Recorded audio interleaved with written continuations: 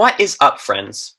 Well, the Kiro Tarakai GameCast, of course, a podcast where the authors of Kiro Tarakai, and perhaps an occasional guest, cover the old and new of gaming and everything in between.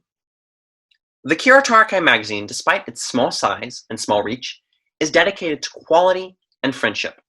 Our motto being Magni Amici from Iores quam Magni Numeri Sunt, which is Latin for great friends are stronger than great numbers. But let's get on with this podcast, or rather, GameCast.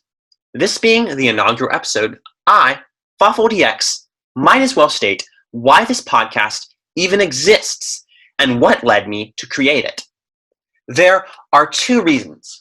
The first is that with the discontinuation of Kiro Tarakai News in late 2020, the only news from the Kiro Tarakai magazine was limited to special features directly from issues. These special features are released roughly every month. The GameCast is a way for Kiro Tarakai to cover more games with more voices and more opinions. Secondly, I've just always wanted to do a podcast.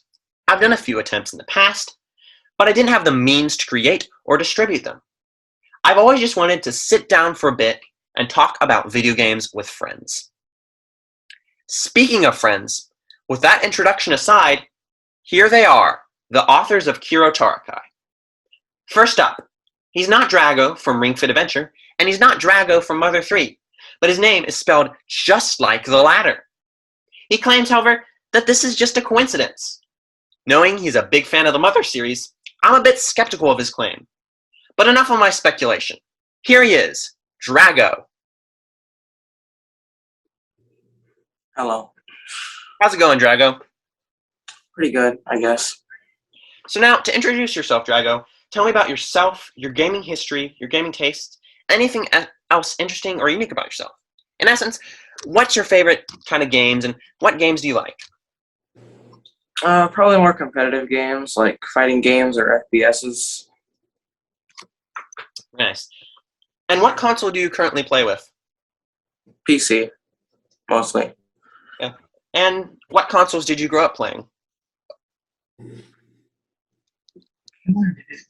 Nintendo DS. Yeah, good old DS. And lastly, what other consoles do you own and play? Nintendo Switch. All right, now for our next guest. He has a bit of a tumultuous history name-wise. At one point, I knew him as Jibian, I believe. At another point, he was Fluffy Cat. In his own words, he is energetic and has a hard time sitting still without something to do. So I'm a bit worried about bringing him onto this podcast. I'm a bit worried he might run off or do something crazy while we're recording. But I'm sure he'll do great. In addition, he's got to catch them all, which I'm sure he has. Here he is, Fluffy. Hello. How's it going? I am now regretting the name choice, but I'll find something. So it's been a while, but I'm glad to be here. I'm hoping I could continue to do this. I'm a bit nervous, but hopefully, Tell me a bit about yourself, your gaming tastes, and what games you like, and anything interesting about yourself. I've always thought of myself as an energetic person, and that's the fact that I've been running around in circles right before this happened. I think that's obvious. As for game taste, I've been really enjoying Super Metroid, Metroid Fusion, and Hollow Knight. Genre. Oh, genre. I'm getting to that. Oh. Metrovanias have probably been something I really enjoyed. Also really enjoyed like Pokemon. I've been playing that a lot. So I entered them all a while earlier, and I don't really know what to say after this. So yeah. Getting ready for Metroid Dread, eh? Yeah, Metroidvanias. Nintendo has some sort of official terminology that they call Metroids. Search and something. I can't remember what it was. There was something about that recently. That there is an official name that Nintendo uses. And I know you're Drago's brother, so you essentially own the same consoles. But I'll go ahead and ask, what console do you currently play with? the Switch, but I've also been doing my 3DS a bit to play Pokemon X and Pokemon Ultra Moon. Nice. And what console did you grow up playing? Definitely the DS and 3DS. Very nice, yeah. And what other consoles do you own? Well, I don't have PS4. I haven't really been able to pull it out very much. So around here, though I'd like to continue trying to play Hollow Knight on there. Oh no, a non-Nintendo console. That's forbidden on this GameCast. Right here. Just kidding, just kidding. Now, our next guest and I go way, way back. So far back, in fact, that we once argued about superheroes. Superheroes! Now, I know kids nowadays argue about FPSs and CPUs and GPUs, but when I was a kid, we argued about superheroes.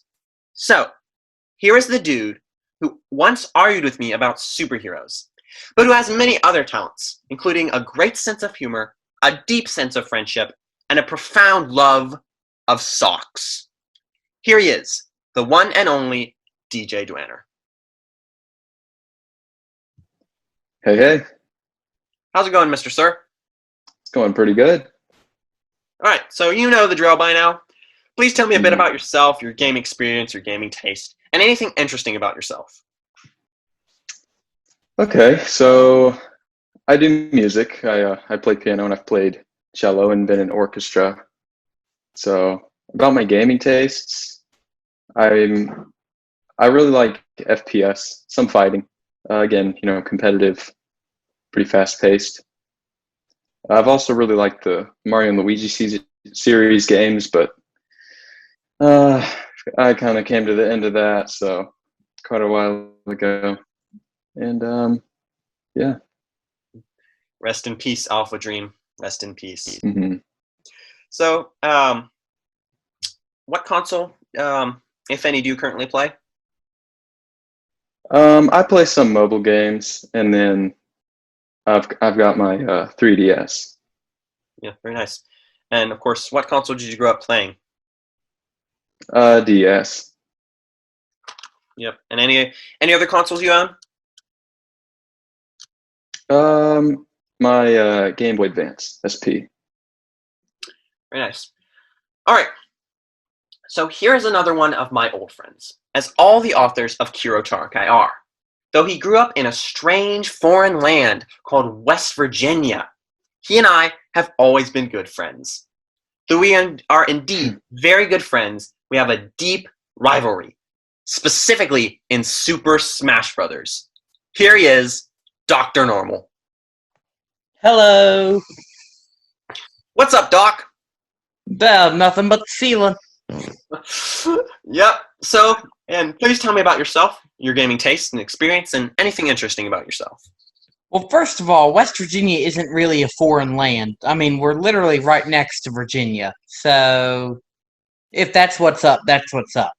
Yeah, but it feels like a foreign land. But, sorry to interrupt you. Go on. But in terms of gaming history and going on what consoles I currently play with, right now I have a Nintendo Switch Lite that I like to play with. Like Fawful DX mentioned, definitely Smash Brothers Ultimate. And as far as growing up playing any consoles, well, I grew up playing the Game Boy Advance and the GameCube. Switched to Xbox 360 for a little while, but then I bought my very first 2DS, new Nintendo 2DS, and then switched to the new Nintendo 2DS XL, and then up to the Nintendo Switch Lite. But what consoles I currently own would be, I'm going with Fluffy on this one, a PlayStation 4 Pro, and the Nintendo Switch Lite, and I have not played my new Nintendo 2DS XL any lately. But those are the ones that I own. Man, oh man. I ask you one question, and you answer all the rest of them. Good job, Dr. Normal. All right. The streamlined name of our final guest makes sense because he's a swimmer. Why is he a swimmer? Well, he says that such physical activities will allow him to eat anything he wants. He also claims that he cannot do anything which involves a ball. Thus, he is a swimmer, though he better beware of water polo. Besides swimming, he enjoys tactical video games and board games, some of which are way too complex for a simple-brained Mario fan such as myself to understand. Here he is, Jetstream. Okay, well, here's the thing, Fawful DX. you beat me the only time that we did play a board game. What board game was that? And Monopoly, I believe. Mm. And also, I'm very horrible at water polo. Yes. Any more Yeah. complex board games you would beat me in. Yeah, is the Jetstream living the dream? Yeah, it's fun life, man. But you pretty much nailed it. My genres of games that I like to play: first-person shooters and turn-based games, because I've got poor reflexes. So people just walk all over me in Smash Bros. It doesn't really bother me, but I'm just not great. And then I own a Switch right now. That's the only console I've ever owned, besides a laptop that just broke. Oh dear. Quite a calamity, isn't that? Mm-hmm. Oh, anything else you'd like to say, Jetstream? Let's move on to our first segment, which is rather brief and rather trivial. It's time for trivia time.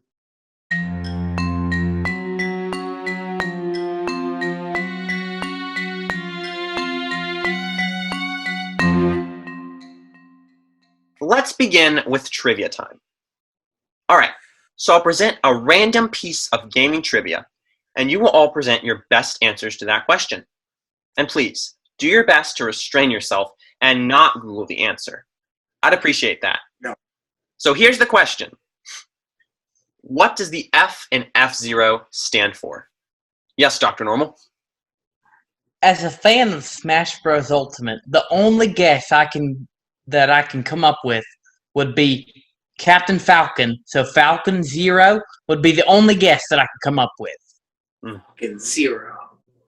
No, go ahead. Anybody else? Tell me your answers or guesses. It's okay if you don't know anything about F-Zero. Just guess. What does the F in F-Zero stand for?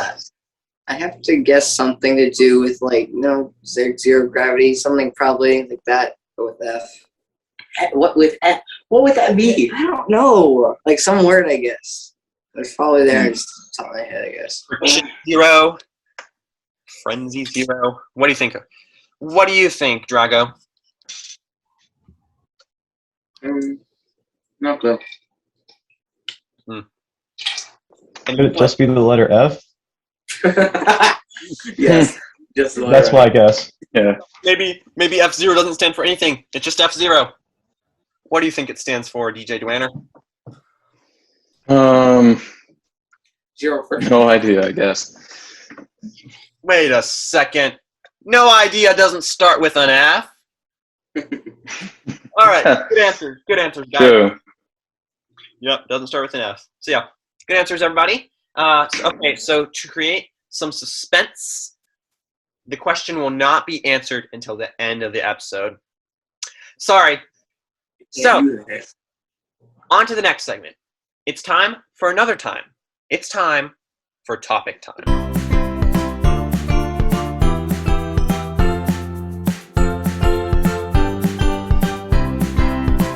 We just had trivia time, so it's time for another time.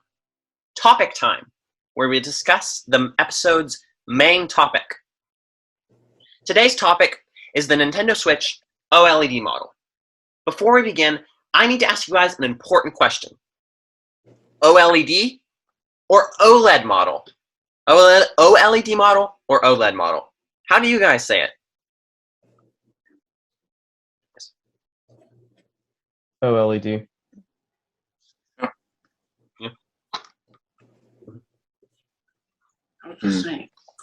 I would like to just say I don't really care how you pronounce it, because I really don't even wish that this thing existed. I mean, it's just another way for Nintendo to make money, which is not a bad thing, but it kind of looks like a waste of time in just my point of view. And if they make another big topic that might go on later, but I'm just going to bring it up now, is that if they make exclusive games for this model Switch, I think it's going to upset a lot of Nintendo users. Yeah. That's my opinion. We can talk about that for a bit, but I'm fairly sure there won't be any exclusives. Yeah, Right. I'll go ahead and say it's the same exact operating system or whatever you call it. I'm not a technical guy at all, but it's essentially It's just the same system, just with a better screen and a few more features. I think there's not. I say that there's going to be no exclusives. I might be wrong, but it's essentially it runs the same exact games. It just looks more colorful. Yeah, and in here. I was just gonna say the features that they did correct though, they corrected like every single issue that I had with the Switch in the first place. Yeah. Which really made me happy. And it's like, it's right at the end of the school year. I'll just have gotten into the school year and I'll be like, man, I really need something to like spice up my life when this thing is gonna come along. I really like the placement of it. Yeah, it's more like a like if you didn't have a Switch before, it's good. Like it's got the exact same hardware, but like things are fixed. I say it's I think the real issue people had with it is that they were expecting like a Switch Pro, but it was no better. Yeah, this is just kind of like an updated Switch, though, just an upgraded one. In my opinion, I don't think they upgraded it enough, though. Maybe some minor The regular Switch, one thing that disappointed me, I play it all the time. It's not a bad console, but neither the newer model, the OLED, or the Switch Lite, none of them have Bluetooth. You have to use wired headphones. And if you look at today's day and age, they aren't used as often as Bluetooth. Like some of us now doing this podcast are using Bluetooth earbuds. And Not wide. it's just I really wish they would add Bluetooth to the Switch. Yeah. So what sort of upgrades does the OLED model offer apart from just a better screen? All right. Wide. Yeah, I'll just give a few of the specifics right now, real quick. It has a 7-inch OLED screen, which of course OLED doesn't rely on backlighting. Each pixel is lighted individually, so apparently that creates a nicer color contrast. The main thing about the OLED model is nicer colors, which when I'm playing a game, I don't necessarily care about the colors that much. It also has, it's of course, like I said, it's wider. It also has a better stand. The stand on the original Switch is a bit flimsy, and it's just in one spot. The newer stand is wider, more adjustable. Will keep the Switch more stable because the hardware itself on the system is stable, but to make the system itself more stable, the Switch is a very stable system. Just to say another constant joke. But yeah, and then also improved audio and a built-in wired LAN port. So yeah, that's just else. It's just a little bit better in a bunch of ways, right? Yeah. Cool. But I would think that like one of the first time I saw it is like, thank goodness it's not like Switch Pro because like I don't think I would get that. One thing I did notice is that it seems to be mostly upgrades for like handheld, which is what I use almost all the time. So might be cool to get someday. Obviously, no time soon, but it'd be really cool. Yeah. Most of the features are only for handheld. Really, the only feature for TV play is the wired LAN port. And again, sorry to bug you guys, but OLED, OLED, LAN, LAN, LOL, LOL. Why are there so many acronyms? How are we going to know how to say these? All right, so yeah, that's. I want to play my competitive Call of Duty on my Switch, man. I need that LAN port. I can't think of anything. Oh, I guess I could say port. Well, my family doesn't really own any TVs, so I've never really been able to play the Switch like up on a big screen, and so I played on tabletop a lot more. And the two main issues I had with tabletop was the fact that you couldn't really adjust the Switch; it just had one kickstand, and the audio was not great. And so that may make my opinion a little bit biased because I really like the new model and the adjustability that comes with it. Yeah, it's either perfect for people who don't have a Switch or people who just really love their handheld and want better audio and the better stand so you can actually play it in tabletop mode without having to worry about it falling down. And of course, the screen is the biggest feature, with that OLED. Another thing to mention is that it falls around the school year, what we were talking about earlier, and for people who already have a Switch and are planning on getting the newer model, I wonder how much more advanced the cloud storage system will be, because who would want to buy a brand new OLED Switch and not be able to transfer their save files from their Switch games that they played on the regular Switch to their newer models? I wonder how that will work and if the storage might be any better. Because if I ever got the OLED model, I would really want my Breath of the Wild file on it, so I didn't have to start all over. Well, I mean, I think it'll be at the very least the same amount of storage as the Switch, and of course, the micro SD card you can just take out of your Switch and put in the new one. So you'll be able to do it. You won't have maybe have any more storage. Nintendo's bad at that, but it'll do. Oh yeah, he's talking mainly about cloud storage. OLED model actually has 64 gigabytes of storage, which is twice as much as the normal Switch. So it has a good amount of storage. But I think how well does something stored in the cloud transfer from one console to another? Can you even do that? I mean, yeah. I guess so. Yeah. Otherwise, and you transfer your user over. I think you can either re-download them and then I think it would do fine. I mean, there's an entire option to transfer your users, so they would definitely think about how save data is transferred. I think you do fine. Yeah. I think you even have to cloud saves. I think you can transfer games that don't even have a cloud save, like Animal Crossing or Splatoon.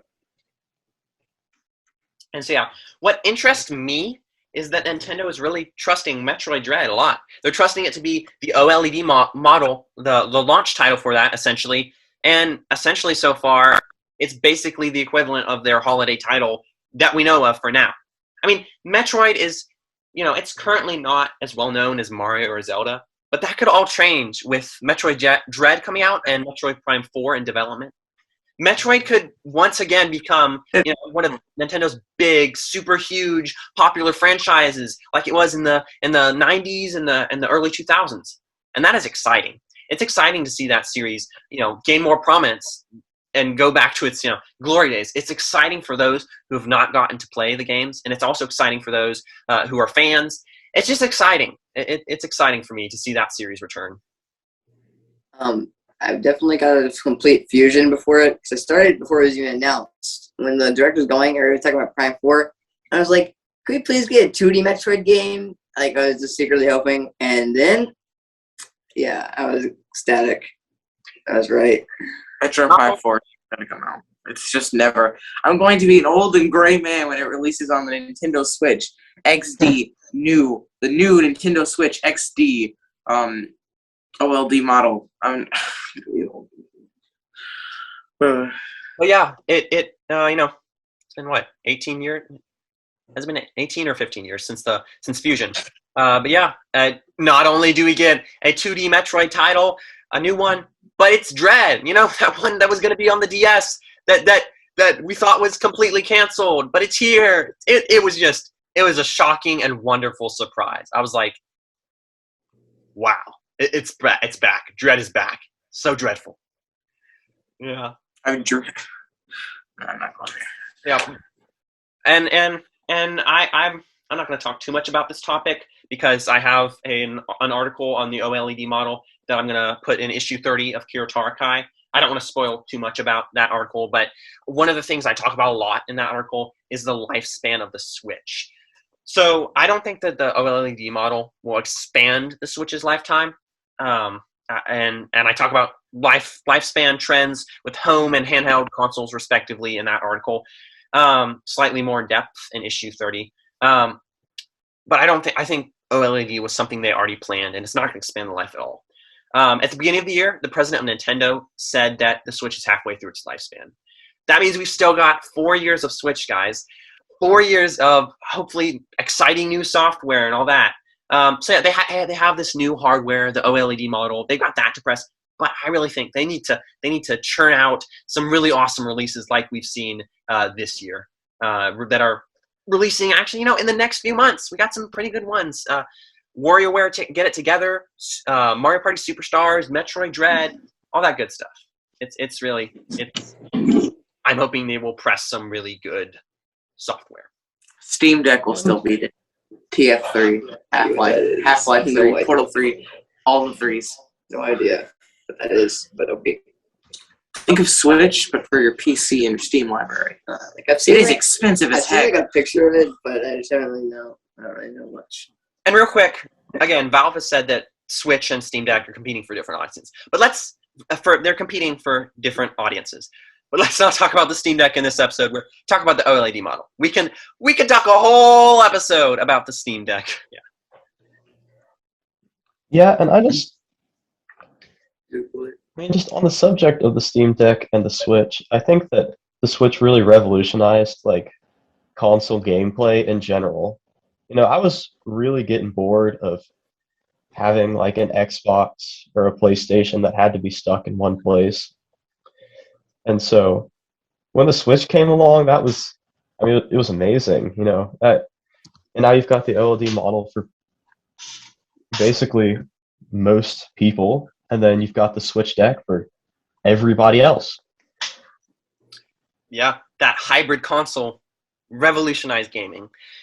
And real quick, back to the topic of the Switch's lifespan. So yeah, Switch is going to have an 8-year lifespan probably, that's a pretty good lifespan. And I came in a little less than halfway through the Switch's lifespan, which is a new experience for me. My family got the Wii just a year before the Wii U launched. We got the family edition, and I was too young to hype out about, let alone even know about upcoming releases. The Wii U was a bit different.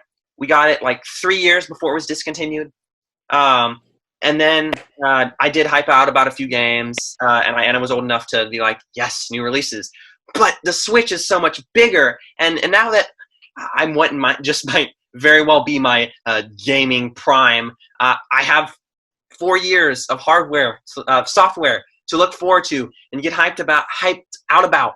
It's like, yes, I'm excited about that. Yeah, so there's that. The Switch is only about halfway through its lifespan. I'm excited about that. That's not, wasn't a huge failure about the Wii U, like the Wii U, because then probably Nintendo wouldn't be doing so good. So yeah, Switch is only halfway through its lifespan. But I mean, that was a bit of a rant. It wasn't exactly about the OLED model, but any other thoughts about the old OLED model, or rather the new OLED model? Yeah, real quick. DJ Dwanner, you once said to me that you would not get a Switch unless a new Mario and Luigi game was released for that console. Right. Sadly, due to the bankruptcy of Alpha Dream, that will probably never happen. Thus, I know I know you aren't in the Switch craze. Rather, just like many of us, you enjoy a good old 3DS or DS game, like you said in your introduction. That still has some relevance to our discussion, though. Okay. You own both a Game Boy Advance SP, like you said, and a new 3DS XL, both of which have been compared to the OLED model. Someone, I believe it was a critic from IGN, has especially compared it to the former to the Game Boy Advance SP, because both have a brighter screen compared to the respective original models. Again, I'll go into a bit more depth on those comparisons on my article on the OLED model. So now, I know you wrote an article about it a couple years ago. It was in issue 2 of Kiro Tarakai, in fact, right at the very beginning. But to give us some historical context on this Nintendo's past new models that are like halfway through a lifespan of a handheld console, tell us how you feel about the new 3DS XL. I say the new 3DS XL is a really nice handheld. I think it offers some really good upgrades over predecessors. I'd call it like the best 3DS ever made, or the best DS ever made. And that's because it's a really good hold in the hands. I have bigger hands, so it's a nice big console. It's pretty comfortable to hold. Another thing is it has really clicky buttons rather than mushy ones. I like the buttons a lot. The new buttons actually didn't turn out to be that useful, but they're still pretty cool. I got to move around the map in Mario and Luigi games with the C stick, and I think do some other things with the new trigger buttons. But yeah, it's a nice little console. Yeah, if they made more like exclusive new Nintendo 3DS games, it would be better. Like the only ones I can think of off the top of my head are the virtual console ones, which I still don't know why they can't just be normal. Xenoblade Chronicles and Minecraft. Those are the only games I can think of. Yeah, Are new.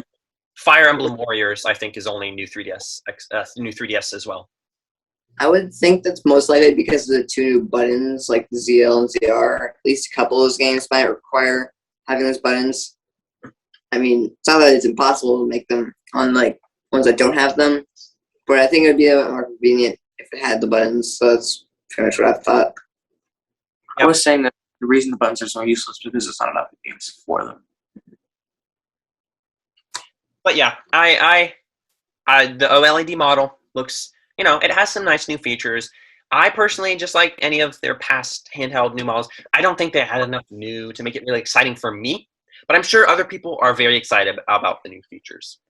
Yeah, Can't wait to play Minecraft on my fifth system. Oh yeah, so I'm like not sure if I'll get it like now, but like eventually I feel like it's something I'll need to get simply because I do handheld so much. I like don't do the TV much. Yeah, the Switch OLED model is just talking to you like Thanos. It's saying, "I am inevitable." Yeah, good discussion on the OLED model. That was a nice discussion. So yeah, nice discussion. But it's time for our next segment. It's time for the Game and Console Zone.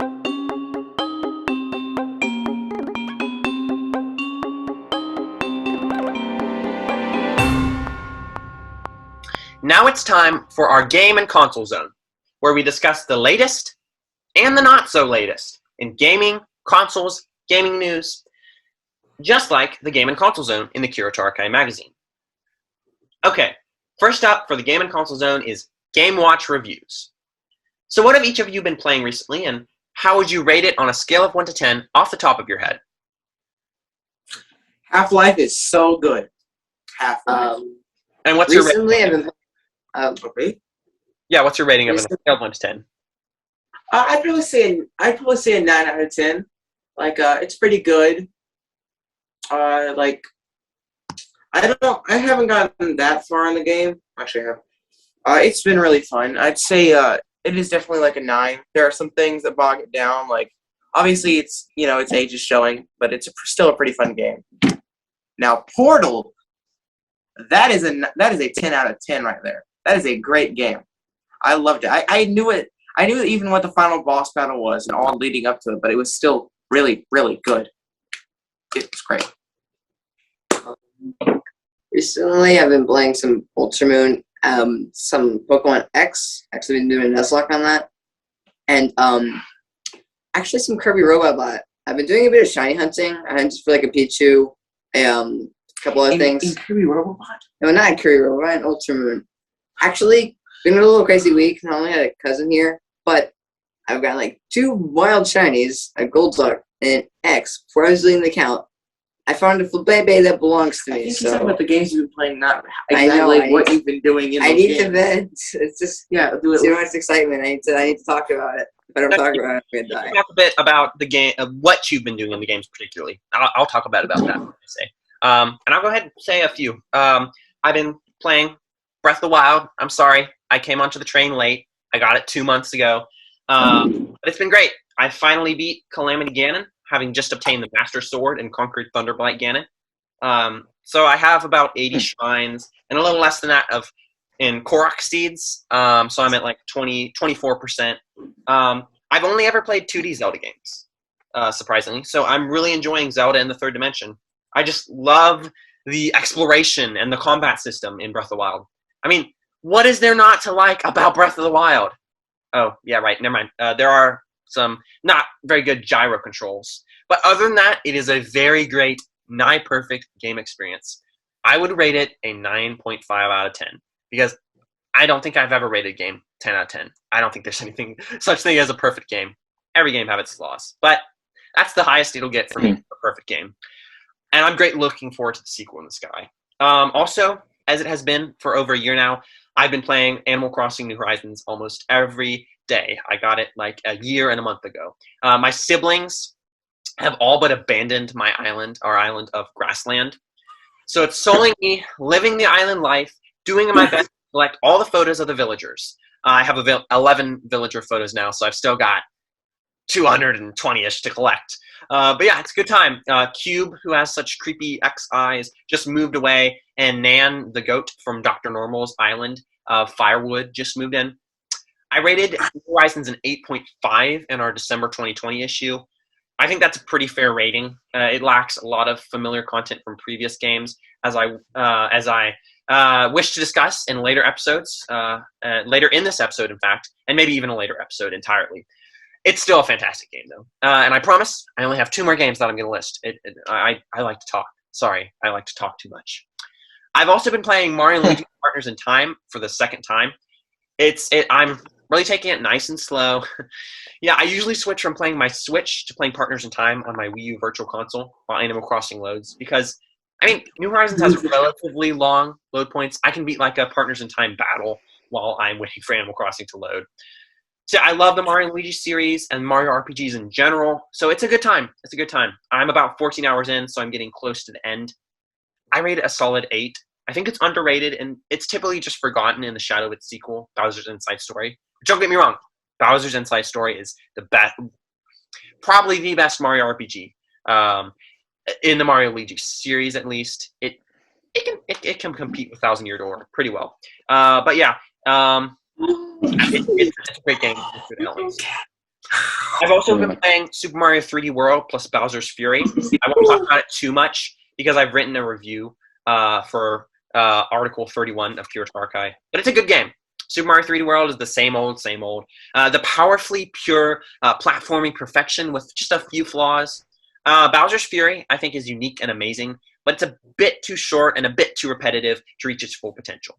It's still a great game, and I recently had some of the Kiro Tarakai authors over to play a bit of it with me, and it was hectic multiplayer. But I would rate it an 8.5 maybe, or maybe just an 8. I have a hard time making up my mind. I'll make up my mind when I finish the review. So yeah, sorry to go on for so long, but those are the games that I've been playing recently. Anyone else? So as for me, I've been just playing a bunch of Call of Duty Mobile. Really fun little game. It's pretty amazing to just be just an app like any other mobile game, but it mimics the real deal like pretty well.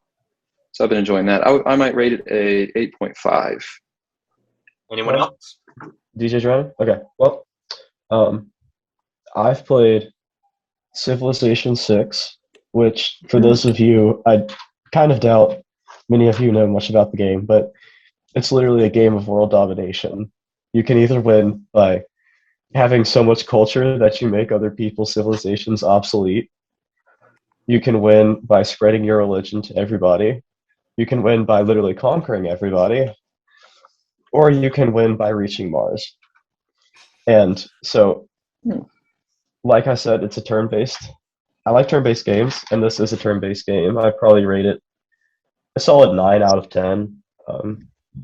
Otherwise, I've just been playing some Clash of Clans, which would definitely get in a 7.5 out of 10.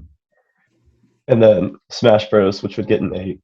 And I really do like the way they added Five Nights at Freddy's to the Switch. And so I've been playing a couple of those games recently, and they get a solid 7. I mean, they're not great, but they're fun.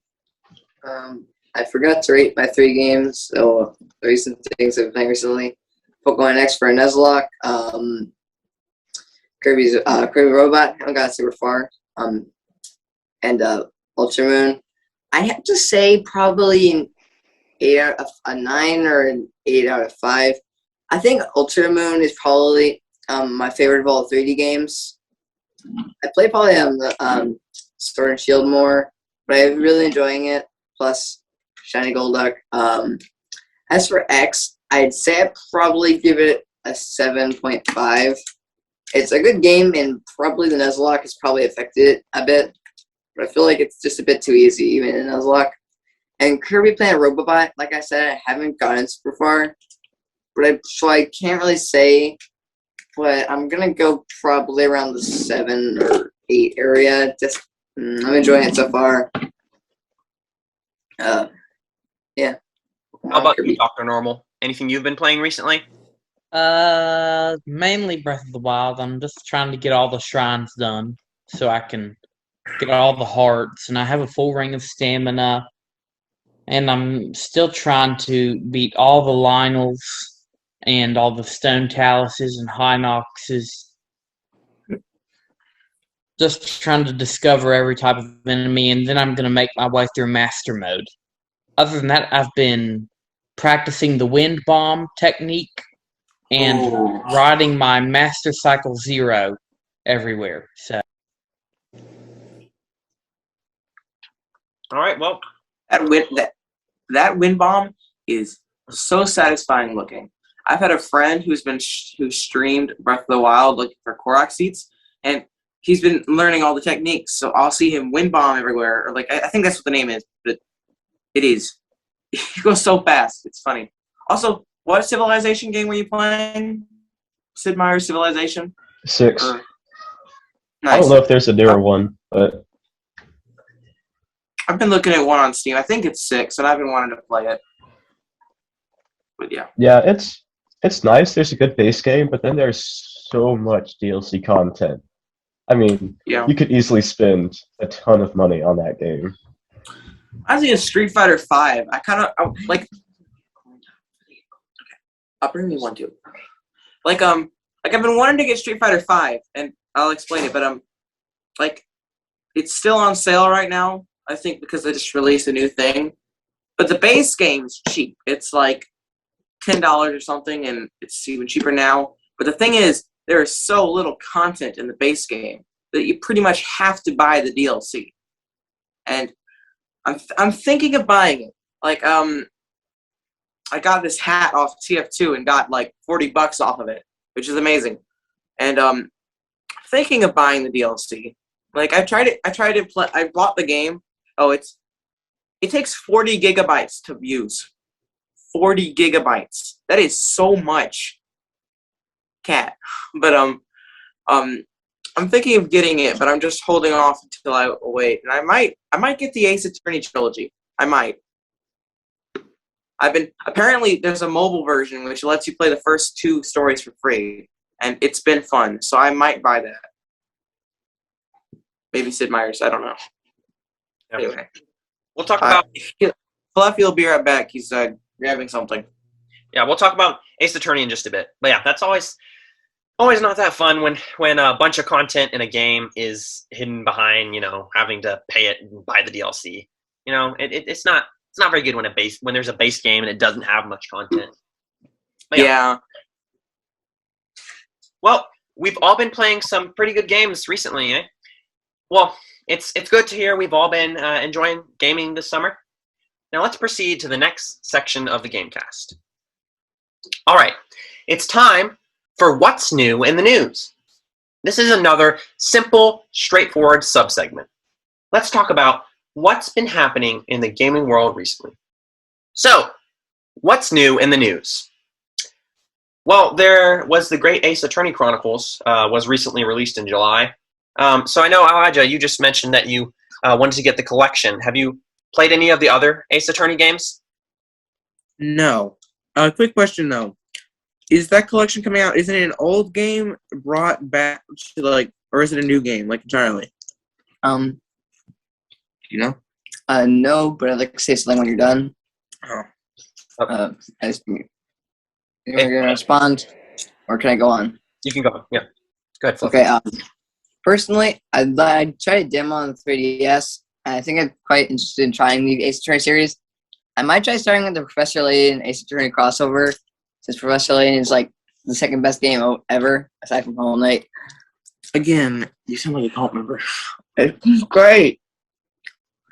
It's not. Yeah, it's not. It's a collection of It's not two new games, but it's two newer games. They're 3DS. But yeah, whenever I see the iconic objection from the series, it brings back good memories of a mock trial I participated in during middle school, and excuse me while I go down memory lane a bit. In that mock trial, I was told I'd make a good lawyer, though I'm sure I'd never be as good as the Ace Attorney himself. Yeah, I was on the prosecution, and we were the only sides to make any objections. Yeah. So yeah, that's my experience with courts and trials. It was just so fun to stand up and say, objection! And just like Phoenix Wright, my team made 3 objections. We were the only team to make any objections, and mine was the only one sustained. It was so satisfying just to stand up and say, objection! And then, to hear objection sustained, it was so satisfying. It was like a dream come true. But yeah, all that was just to say, great Ace Attorney Chronicles came out last month, so there's that. Any other thoughts on Great Ace Attorney Chronicles? All right, so yeah, another recent release, Mario Golf Super Rush. I keep on wanting to call it Star Rush, but that's a Mario Party game. It released back in June. I've heard it's okay, just another Mario sports game. I hear it's partially fixed some of the problems with Mario Tennis Aces story mode, which wasn't exactly top-notch. I'm sure it has some flaws, though. I'm not sure if I want to try it. I mean, the Switch has a ton of games with a ton of content. It's just too much. It's just so many games. I mean, yeah, it's a lot. So adding another game that I might not be fully into to the queue right now isn't exactly on my agenda. So what do you guys think of Super Rush? What do you guys think of that? Any thoughts on Super Rush or just golf in general? No? We're all just fine. We're just going to sit it. We're going to let it sit there and be golf, right?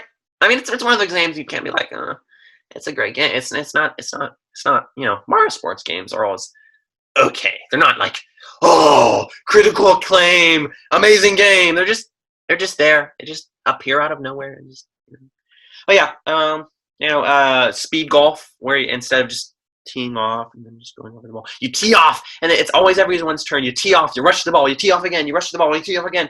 And battle golf, that looks interesting, but it looks a bit too hectic. And then also, while we're still on the topic of Super Rush, it also had a Spirit Board event in Smash Bros. I was very careful not to miss that because I missed the Rice and Ruin Spirit. Now I have to wait for them to cycle through into the Spirit Board or the store and wait forever to get those, and I almost have all the spirits. But yeah, and also Super Rush recently received a free update earlier this month. It added Toadette in New Donk City. Man, who knew you could play golf in the streets of New Donk City? All right, you guys, so we need to plan a trip to New York City so we can just play golf in the street, right? How's that sound? Just play golf in the street? No? Very safe. Yeah, exactly. That'd be totally and perfectly safe. It sounds like a great plan. So let's plan it. It's so safe. Might get hit by a car, but other than that, it's just fun golf. So yeah. Any last words on Mario Golf? Let's go to the New York City Zoo and get out the biggest gorilla and pretend he's Donkey Kong. Yeah, golf is so safe. We're increasing the health of everybody we hit. So safe. Not only will we have crowded streets with a bunch of traffic, we'll also have a big gorilla. Perfect. Question. We should put on. Why does dark Nintendo clothes. keep adding modes that let you go all at once? First it was the Mario Party, and now it's golf. Weird trend. But hey, the golf implication of that is slightly better than Mario Party, where you're all in the same vehicle. Okay. But yeah. Apparently more content is coming later this year, so there's that to look forward to. And speaking of more content coming this year, in response to their own tweet about version 1.11 of Animal Crossing New Horizons, Nintendo said, all right, let's see. What should be my Nintendo voice? Let's see. In addition to these updates, more free content for Animal Crossing New Horizons is currently in development for later this year. More information will be shared in the future, so please stay tuned. Thank you for your support and patience. So there's that, and there's also my Nintendo voice. But yeah, so people are freaking out because data miners have found evidence of Brewster's Cafe hidden in the game's files. I honestly don't know why people are freaking out about it all of a sudden, because we literally have known about that being in the files literally 2 days before the game was released. Yes, that's right. 2 days right before the game was released, the famous New Horizons leaker Oatmeal Dome found evidence of this. Now, I didn't know too much about the content, so I don't know how the leaker found this, but it's right there in the files. Room IDs for IDR Museum Art 0, IDR Museum Art 1, IDR Museum Cafe, and IDR Museum Hanawa. Now, 2 of these room IDs have already been used. Of course, IDR Museum 0 and IDR Museum Art 1 are, of course, the Art Museum, which was added in version 1.2. So yeah, we've known that Brewster's Cafe is referenced in the game's files. We've known that for 1.5 years now. And now people are freaking out about it. So Dr. Normal, I haven't played any of the previous games in the series, though I did consider at one point getting Wild World or City Folk, or I was like, I don't have the time commitment for that. I consider getting those on Virtual Console. So tell me, Doc, what is the purpose of Brewster's Cafe? Well, Fossil DX in Animal Crossing New Leaf Welcome Amiibo. I played that on the 2DS and 2DS XL.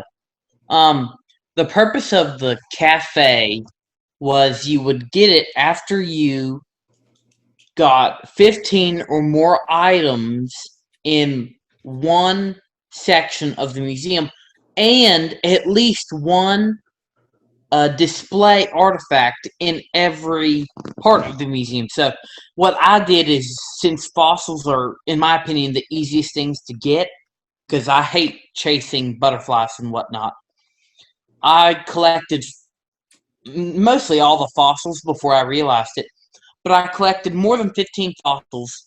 Finally, I found a real, authentic piece of art, and then a bug and a fish, and donated them all. And then I walked out of the museum and walked back in, and Brewster, instead of sleeping in the middle of the day, was thinking. And you would go talk to him, and he would point out the idea that his cousin, Brewster, would want a museum. Or no, his own cafe. Sorry about that. And so you would put it through the town fund, and then you would basically have to pay a lot of money, probably 250,000 bells, to get the cafe. And once he was in there, he would thank you, and you could go in. And even if you played online, me and DJ Dwayner actually did it a few times. We would go in and we would get a drink of coffee, and that was cool. But another way that the cafe was used is that it was so incredibly hard to know what type of coffee your villagers would want. It was so hard to know the perfect blend that whenever Brewster would hire you part-time to make coffee for your villagers, that I had to Google a list of what all the villagers wanted, because I could not understand the personality and the purpose of that. But soon after I found out that Brewster would hire you, and then you would have to match your villagers' coffee wants to whenever they came in, you would get furniture rewards that could not be bought. They would have to be given to you by Brewster himself, like a coffee bean mixer or a coffee machine. Especially the espresso machine was one of the rarest articles of furniture in the game. Could only be given to you by Brewster. So once you would get your villagers coffee, they would probably like 3 or 4 would come in. There would be a special visitor. Probably the most visitor that I had was the scout leader who would give you badges. I forgot his name. I thought it was Philip, but I don't think it was. But special characters like Gracie the giraffe, or even Gulliver, or Tom Nook, or just some of the special visitors, even Chip, the shoe salesman, they would come in, and then you could give them coffee, and then you get special things from Brewster for getting that right. But the main purpose was to get furniture and increasing friendship with your villagers for knowing what coffee they wanted. Very interesting. So you would make coffee for them to increase your friendship with them, and you would Just sit there and drink coffee? and get special furniture for working part time. Oh, so that must be why people want so much, furniture and also, I guess just sitting there and drinking. I got all the furniture. Maybe just the novelty of just sitting there in the morning and just drinking a fake digital cup of coffee. I guess that has an appeal to some people. Another thing that I just mentioned that was in the game's files was IDR Museum Hanawa. Now, Hanawa is, of course, the Japanese name for gyroids in the Animal Crossing series. In New Horizons, only one gyroid, Lloyd, who has the minor role of taking bells for constructing things, appears. He's the only one. That little guy who wiggles his arms and asks for bells. Yeah, that guy. So now, Dr. Normal, could you please tell me about the gyroid collection in New Leaf and its purpose? Yes. It was a major disappointment because every time you think you would dig up a fossil, you would dig up a gyroid. They're basically just like fire hydrants that move and have really weird facial and arm reactions and whatnot. I didn't really understand the purpose, but whatever it was, I collected all of them. Interesting. I guess, at least for completionists like me, that is what Animal Crossing is all about. Collecting all the stuff while trying to ignore the flaws of an extremely consumeristic and capitalistic system on this town or island or whatever. But yeah, it's just all about stuff, It's a game of covetousness. That's what Animal Crossing is all about. Collect all the stuff, at least for me, because New Horizons gets a bit old. Yeah, I want all the gyroids. I want them all. I also want Tortimer's Island. It would just, it'd just be kind of fun to go there and play some mini games or something. Or maybe it could be like a second island for you to customize. Oh, and give me DJ KK. I don't want KK Slider only on Sundays, but on every day. Yeah, sorry guys. I'm a huge fan of KK Slider. Yeah, really, the list goes on and on for things like Bad New Horizons. It lacks some stuff, like I said. In fact, we could probably devote an entire episode, which I think we will do, Dr. Normal, you and I, in the future, in the near future, on features that we want added to New Horizons. I really think many people have abandoned New Horizons, so a substantial update could really breathe new life into the game. So yeah, Nintendo has more content planned for New Horizons later this year, which may or may not be Brewster's Cafe and or the Gyroid Collection. But I just want DJ KK and Tortimer's Island, Okay, now let's talk about Pokemon for a bit. So Pokemon Snap just got 3 new areas, 20 new Pokemon, and some other new stuff. Now, Dr. Normal, I know you have some opinions on this, so please tell me what you think of new Pokemon Snap. I think it's a waste of time. I mean, you go around. This is the bad part of Pokemon is that they try to make so many things that go away from the original purpose of the game to catch them all, which I certainly have done. The original goal is to run around and battle and beat the Elite Four and become the champion and catch all the Pokemon. I mean, basically, what this game has done has ruined the purpose of the game, and it's a $60 game to run around. It's not even open world. It's $60 so you can take a picture and share it online and try to get as many likes as you can. Why would someone do that to a Pokemon game? It's a waste of money, it's a waste of time, and it just defeats the whole purpose of the game. Okay, for one, it's still catching them all in photos. That was kind of the point. Also, there are different games for different people. People like taking photos of things. People like seriously, same thing with the coffee. People like just getting excited. There is a market for games like that.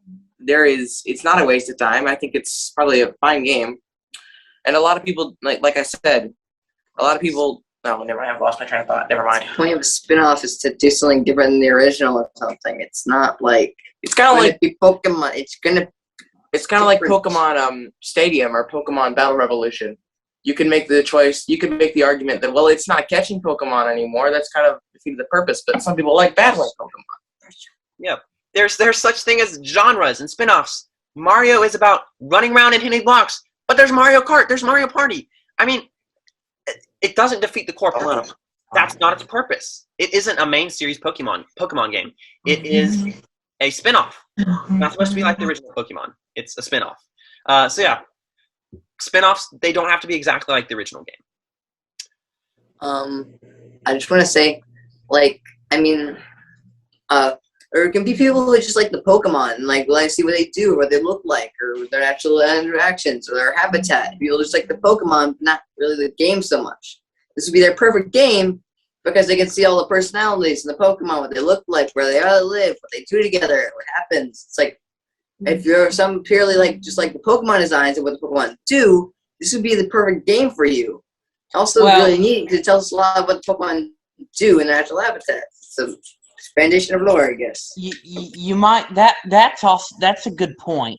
But if you look ahead in the future in 2022, that new open world game, Pokemon Legends Arceus, it's open world and you can watch the Pokemon in a open habitat in their own natural whatever they're doing. You can run around, you can catch them, you can battle them, which is the point.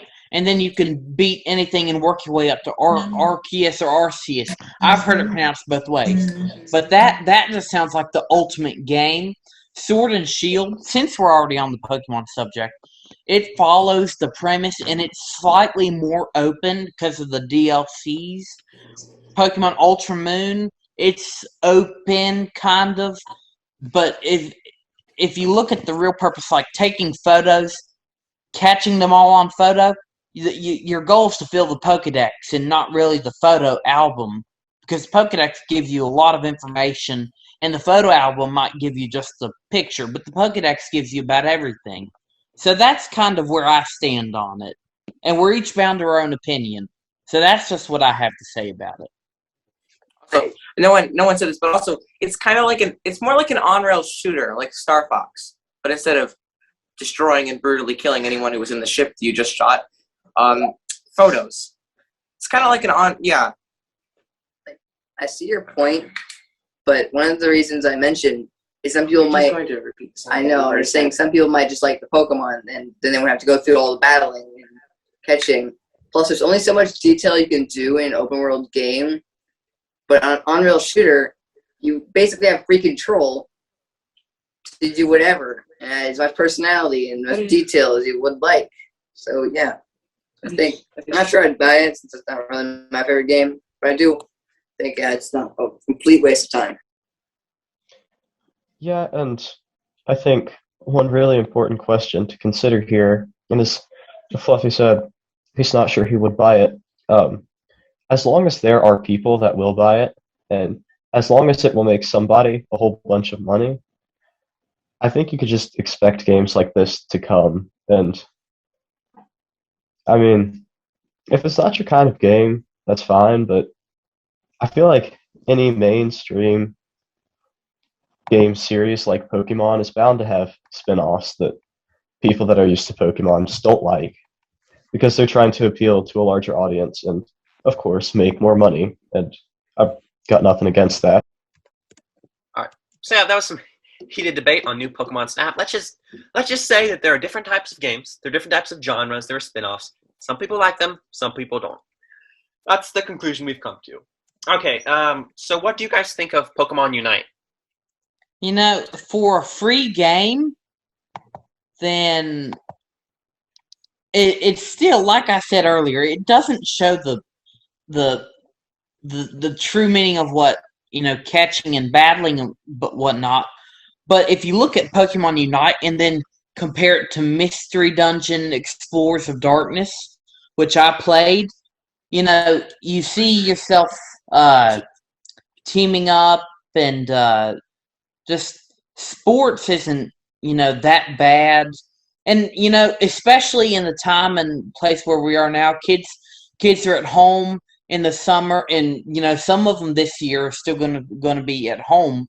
For a free game, and you're bored, and you don't run out, and you don't have the money to buy a new game, something like Pokemon Unite, although it doesn't fit the actual, Pokemon theme of battling and catching can be something to occupy you, especially because it's free.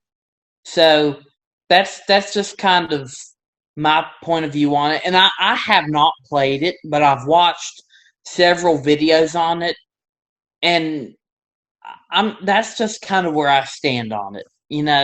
It's not bad, but it's not the one I'm gonna play above anything else. Like Mystery Dungeon was fun and the storyline got you hooked, but you can't really go wrong with a free game. Unlike Pokemon Snap, which is $60. True. I have played it, and personally, I think I really enjoyed it. I thought it was pretty fun, and I like how you can customize everything. I thought the inclusion of items, the battle items, things you can put, was an odd choice because it kind of makes if someone did play it every single day, all day, then they would objectively be better than you. So, but I don't think it's that big of a deal that some people will just be super OP compared to others just because they played more. So I thought it was really fun. I quite enjoyed it. I kind of did the whole Crystal thing. I kind of haven't done it recently. But I might continue to try and play it later. I know it's a MOBA, so I know that there's an FPS, but how is someone playing more and being better kind of an issue with items? If someone plays an FPS enough to the point where they can just absolutely dominate you in a shooter, then is that Well, here's the thing. There are items, and eventually, even if you get them, here's the thing.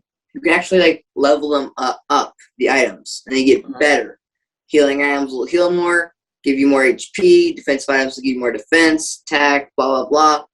And it's so if somebody spent the whole time... Okay, so it's not just you get an item that you use. It's more it gets better over time. I was thinking of an item that gives you a small buff when you get back at it. Yeah, it's so the point is if somebody played all the game, their item would be objectively much better than whatever you have at the moment, which would put them in an advantage because their item will play better than yours. They don't have matchmaking, do they? I don't know. And I feel like they would, so maybe that's not as big a problem as I would think. I think I heard somewhere that they probably need better matchmaking so that people that don't play as often or as lower rank can be matched up with.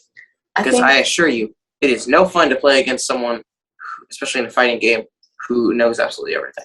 Yeah, I'd like the ranking system. I don't really like all the rank stuff because I feel like having to worry about getting worse or if I'm doing bad, then I don't have to worry about that. I think it adds a little level of stress. But I was completely fine with this one. It's because you just have to win 3 times. And if you continue even if you lose, if you continue to go to the end without powering off, it does give you a reward, which eventually will turn into helping you get higher rank. So I was completely fine with it, which is something I thought I enjoyed because I don't really like the stress of it and everything. I think you're thinking of competitive ranks. Well, competitive. Most games have I don't think I've played any, but the concept alone. But casual and competitive ranks, where your competitive rank, if you play in a competitive mode, will go up and down. That's what I think casual is more of a Well, there's casual and there's ranked. That's what I mean. There's a rank that doesn't go down when you lose. It's more it goes down when you lose. It goes down when you lose. I'm not sure if it goes down a rank. I'm not 100% sure. Are you talking about Pokemon Unite? The game you just talking about? Yes, of course. The Pokemon Unite. Oh. It's got ranked. I don't know 100% sure if you'll actually go down another rank if you lose enough times, or if you get to that rank and you can't go any lower than that, or I don't know how it works. I haven't really lost that much. But overall, I thought it was really fun, and I didn't really have many problems with it. Any thoughts on the paying element? I don't really think it's much of a problem because I think the only problem it can really affect is the item leveling up I talked about. But other than that, I'm not sure if it's a huge problem since most stuff is cosmetic. I feel like the biggest problem it would have is newer players getting into the game. Because once a person plays enough, even if it starts to become sucky, after a while, they'll get to the point where their items are powerful enough and they have enough skill to match players who have money. I think it's probably just a big boost in the beginning, but I do think it's going to have a problem regardless of whether money was a thing or not, a little later into the game's lifespan, when there are new players trying to get in, but everybody has powerful items. Other than that, I'd say probably give like a 7 or 7, like 8, some like 7.5, I guess. From what I heard, like it's like it's like not a huge thing. Like if like say there was some like person with a lot of money that just started playing it, you couldn't get destroyed by them just because they bought a lot of stuff. But if a person has a ton of experience playing it, it's definitely going to give them a big upper hand. Yeah, I think there's experience in having OP items, but like it still comes all around to new players. But I think a lot of games have that problem. I think it's still a pay to play, but it's only got slight elements of it. Apparently, it's fun. I don't know. And lastly, for Pokemon news at least, there are rumors that Netflix is doing a live-action Pokemon series. So, who here has watched Detective Pikachu? And I have. What'd you think of it, Fluffy? Give your opinion on it. Just Detective Pikachu movie. I think obviously, I quite enjoyed it. I thought it was pretty good. All memories of it's basically gone. I only have I watched it recently, but I really enjoyed the movie. That was pretty nice. That worked pretty well, and overall, I thought it was pretty neat. I can't remember right what happened, so I can't really give anything other than that. I thought it was good. How about you, Dr. Normal? I think we'll have to agree to disagree because I just don't see it. I don't. It's not all there. It's. I thought it was an embarrassment of a movie. I mean, just the way they displayed Pokemon and just the way they displayed battling and the overall I want to say like fulfillment to what it's supposed to be was not fulfilling at all. I mean, it just kind of left me speechless, you know. With I don't. I like the overall story ideas of it, but the way they played out the story and the way they could have used some animation a lot better just kind of disappointed me. So, I mean, it looks like just like Sonic the Hedgehog, which is more like it's supposed to be. But that's just some thoughts on it. So I see we've got some very heated debates about Pokemon. I see, Jonathan, you're a Pokemon purist. You know what your Pokemon has to be, and you want to be exactly like that. But and then Ethan, he's a bit more flexible. I mean, we all have different opinions on spin-offs and movies. Nothing is perfect. Nothing can satisfy everyone. But I mean, people do enjoy some of that stuff. So there's that. So finally, we're done discussing Pokemon. Did you guys know that the Reginator is writing a book? Yeah. No. I don't even know who that is. Sorry. Reggie. The Reginator. Reggie. Reggie. Former president of Nintendo America before he was replaced by Doug Bowser. That's a pretty bad last name for someone running Nintendo. But yeah, the Reginator is writing a book. It's going to be called Disrupting the Game from the Bronx to the Top of Nintendo. It's set to release on May 24th, 2020. It looks interesting, his different stuff about his life and also, how he ran the business, I still have yet to read Iwata Asks, that one that came out last year, I think. So I'll get on that first. But yeah, Reggie's writing a book. So Sakurai, Mr. Sakurai, can you write a book too? Tell us how stressful working on Smash is and how you just need to take a break. You just need to go into retirement, right? Wouldn't you guys agree that Sakurai works way too hard? yeah. Oh, yeah. Speaking of Sakurai, his birthday was on August 7th. So happy belated birthday, Mr. Sakurai. I don't think we have to sing happy birthday song because I don't know the lyrics in Japanese. But yeah. So Dr. Normal, how do you feel about sharing a birthday month with the legendary Sakurai? He doesn't fulfill my wishes of the new Smash Fighter. Maybe once Fighters Pass Volume 2 is complete, you and I can go to Japan, and we can become his proteges. We can become his apprentices, and he'll be like, all right, Sakurai, you need to retire. Jonathan and I will take care of the rest of the Smash games for you. We'll make them perfect, okay? I'm sure that'd be a stressful job. That would go up in flames. Yeah, it'd be the least we could do after you dreamed about using the Force to break into Sakurai's office and see who the last Smash fighter would be. You mean that's a crazy dream you had, Dr. Normal, wasn't it? Yeah. It was fun. Yeah. Happy late birthday to Mr. Sakurai and happy early birthday to Jonathan Altizer. Let's see, what else was in the news? There was an Indie World showcase a couple days ago. Lots of different indie games for the Switch were shown off. Like, what was there? Axiom Verge 2. There's a new Shovel Knight. That one, Shovel Knight Pocket Dungeon, it was called. And then Tetris Connected with its cross-platform play and several others. Did any of the games in the indie showcase, did those interest anybody?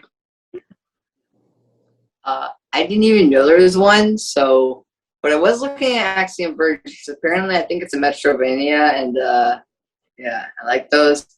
So I'll have to see what that is. Check it out. Yeah, I'm sorry, I didn't watch it either. Sorry, I'm not that interested in indie games. I'm a first party guy. Like, I have my Nintendo. I can't be polluted by the third party stuff. Only Nintendo. But anyway, I play a few third party games, but I mostly just play first party games. And how can we forget that Skyward Sword HD was just released? Any thoughts on the original or the remake? I really enjoyed the game. Apparently, people did not enjoy it. I don't know why, but it's pretty good.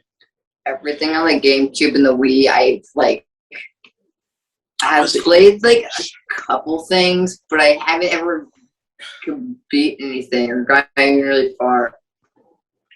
I wasn't finished. Sorry. I'm glad that it's been ported so that we don't have to deal with the I really enjoyed the motion controls. Like I said, people don't, but I'm glad that there's an option to play with buttons now. So, I can give some insight on why people didn't really like it, and even I can say this.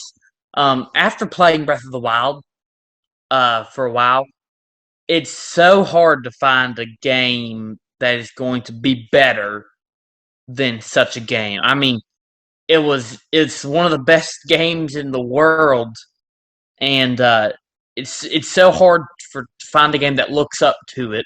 There are only 3 games I'm currently as excited to play as I was Breath of the Wild, which will be the Pokemon Shining Pearl and Brilliant Diamond remakes, and the Legends Arceus and Breath of the Wild 2. All those they just have a special place in my heart because they'll probably be as good as Breath of the Wild 2. Well, Breath of the Wild was. And now everyone is anticipating Breath of the Wild 2, and that might be why they're disappointed in Skyward Sword, because it's a familiar story and they want something new. I meant more like the original game. Breath of the Wild wasn't out then. I meant more like people didn't like it originally. Even before Yeah, and I've also seen a negative response to the new one as well, the HD on the Nintendo Switch. So there's both. It can go both ways. I think it was more the fact that it wasn't really an HD remake. Heck, I think Miitopia was in the same thing, and that looks completely different. While the Wii game looks just ever so slightly better. I mean, they didn't really add too much content with Skyward Sword HD. Not much at all. But also, yeah, of course, both versions, HD and the original, they're very well received by critics. However, fans don't like them somewhat. Some fans really like them, and some fans don't like them. It's a very decisive game. It's very it creates divisions among fans because some like it, some don't. I think one of the things I've heard it's because of the linearity. They say it's very linear, especially compared to Breath of the Wild. Most people have described it as the overworld. I've heard some describe it as the overworld is just a big dungeon. You know, it's linear. It's not as exploring as much of Breath of the Wild. Which I mean, it's a nice contrast. It's good to see that this is where the series was, but now it's in Breath of the Wild. It's more open world. Yeah, I'm definitely gonna try it. Probably gonna get it sometime. Try it out. But first, I'm gonna play the original Wii version so that I can better appreciate the new features they've added to the remake. So, any more thoughts on Skyward Sword HD? Okay. So yeah, final news article. Lastly, for the news that I can speak of, that I can think of at least, did any of you guys watch the opening ceremony of the Olympics? No. No. Yeah, I didn't. I missed it. Actually, when the opening ceremony was occurring, I was eating Jimmy John's in the middle of a lake with those yummy Jimmy peppers. Good Jimmy peppers. Jimmy John's is even better on a lake. But this is not an advertisement for Jimmy John's. We're talking about the Olympics, and I'll get to how that relates to video games in just a second. But I just love the Olympics. There's something special about them. I'm not a physical guy anyway. I'm not a sports guy. I don't do any sports. But there's something about the Olympics, for me, in my childhood at least. They're just special. I don't really like sports, but there's something about the Olympics I enjoy so much. Maybe it's all the athletes from the globe competing. Maybe it's the variety of sports. Maybe it's just the rarity of the event. Maybe I just like the Olympics.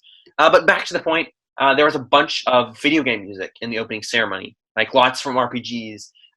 There's the main theme of Dragon Quest and also the Final Fantasy Victory theme. That was pretty cool. Though again, like I said, I missed it because I was eating Jimmy John's in the middle of a lake, actually on a boat. I wasn't just floating in the water eating Jimmy John's.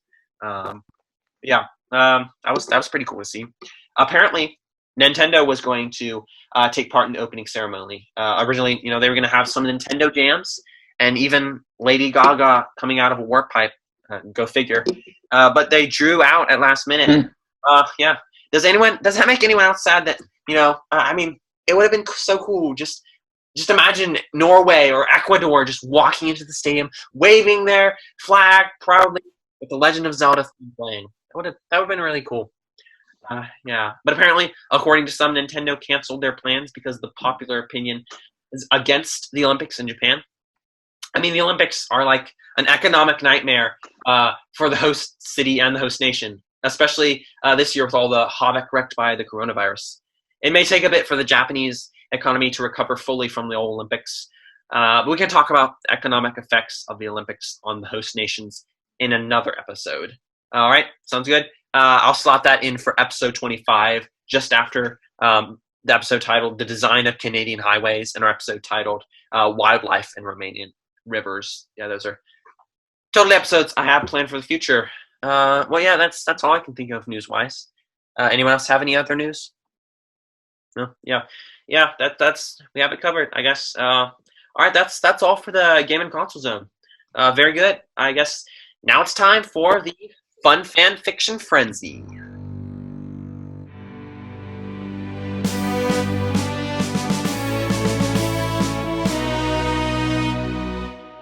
This segment is a bit more unique. In the Fun Fan Fiction Frenzy, we shall say Fun Fan Fiction Frenzy 5 times fast. Go! Each of you say it 5 times fast. Dr. Normal, say it! Fun fan fiction frenzy, fun fan fiction frenzy, fun fan fiction frenzy, fun fan fiction frenzy, fun fan fiction. Blech, I messed up. Sorry. Oh, yeah. That's hard. Too many F's. Lots of alliteration. It's a pretty good tongue twister, if I do say so myself. Jetstream, say it. Fun fan fiction frenzy, fun fan. I can't do it.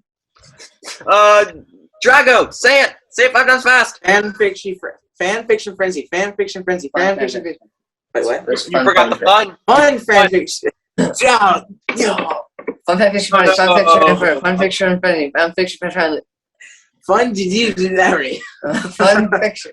Fun fan fiction frenzy. Fun fiction friendly. Fun fiction friendly. Fun fiction friendly. Yeah, okay, yeah, you can't do it anymore. All right, DJ Duender, say it. Fun Fan Fiction Frenzy. Yeah, say it. Say it 5 times fast. 5 times fast. Oh, 5 times fast. Okay. Fun Fan Fiction Frenzy. Fun Fan Fiction Frenzy. Fun Fan Fiction Frenzy. Fun Fan Fiction Frenzy. Fun Fan Fiction Frenzy. Perfect. Now that was entertaining. By the way, that is not actually what we are going to do in the Fun Fan Fiction Frenzy, which I shall call the quadruple F henceforth for the sake of brevity. Instead, we're going to read, radio drama style, the very first episode of Super KT Bros, Cappy Conundrums, from issue 6 of Kiro Tarakai. Now, most of us shall voice our own characters from Super KT Bros. DJ Duaner, you're going to voice Dr. Hat Hat. Drago, you are going to play Sakul, and I'm going to be Optimistic Ouija. Now, for the rest of you, we have some extra roles. First, we have Sonic.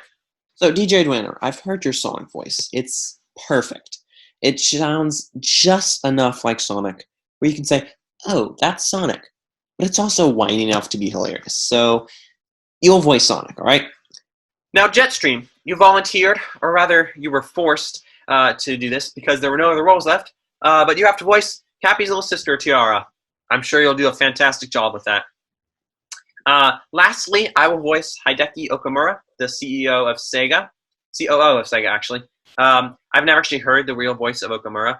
I'll sound elderly. As Okamura was born in 1955, he's a pretty old guy. No offense, Okamura-san, but you're kind of old.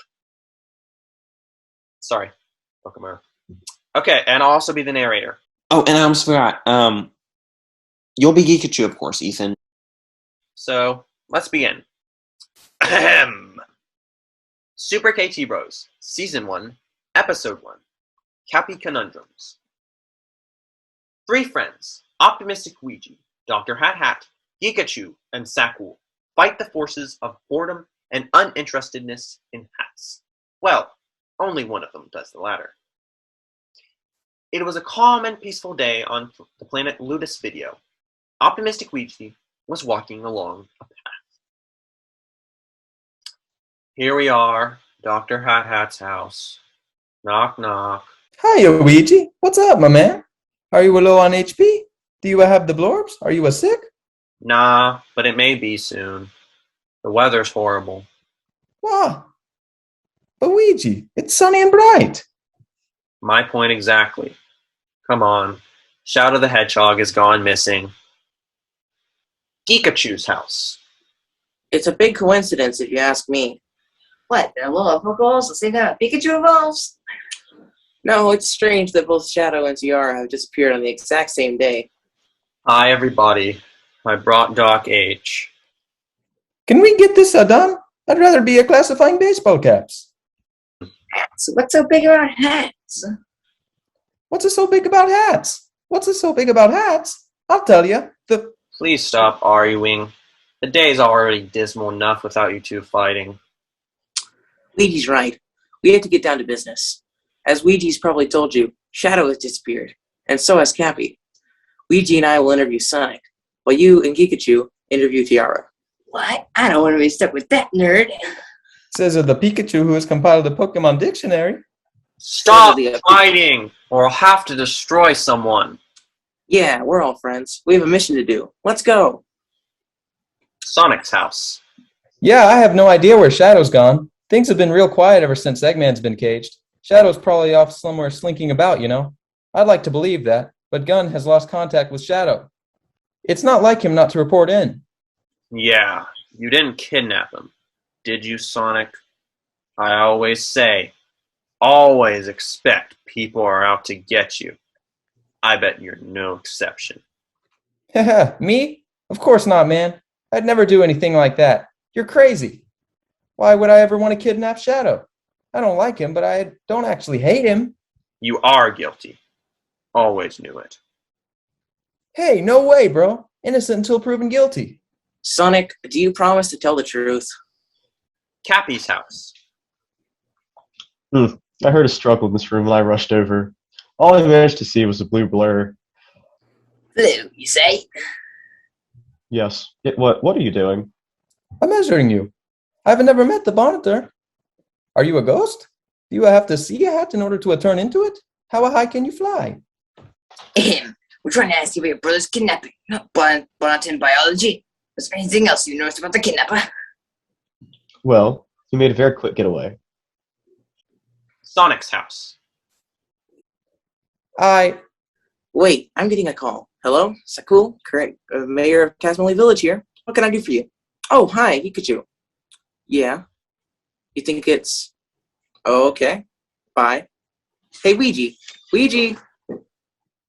Hi. I, found Cappy. I, can't get him off my head. Where's Sonic? He, got away. Let's go after him. Be sure not to hurt him, though. Okay. Did you say that enthusiastically? Ouija would never... Ow! You can't beat me. I'm the fastest thing alive. How dare you capture my friend? Cappy, get off his head. We need to deal with this peacefully. Cappy's being mind-controlled by this handy device Tails made for me. Why'd you kidnap Cappy, Sonic? I needed to have good publicity. I have to get rivals out of the way. A lot of people think Shadow is really cool. So I kidnapped him. I then captured Cappy. Before you came along, I was about to use Cappy to make Shadow humiliate himself in public. I will proceed to do that as soon as I take care of you. I don't think so. Tiara, attack! Ouch! Thanks for giving me back my brother. No! What happened? Probably something horrible. And why am I bleeding? I guess everybody just loves to beat me up. Sorry, Ouija. Sega's headquarters. Thanks, I guess. No problem. But seeing as Sonic has been given a lifetime sentence in Punk Prison, Sega will need a new mascot. Why not you, Shadow? No, thank you, Mr. Okamura. Why not hold a competition? Brilliant. I'll start planning it once. Good day, Ouija-san, Hat-Hat-san, Hikaru-san, and Saku-san. I can finally get back to sorting hats. Actually, no. Pikachu, can you tell me about Pokemon? No, tell me about hats. No. Tell me about Pokemon. No, you'll tell me about hats now. Never. I guess it'll only get worse from here. The end. Ta-da. Good job, guys. Good voices and a pretty good... Oh. Good job, guys. Good voices and a pretty good story, if I do say so myself.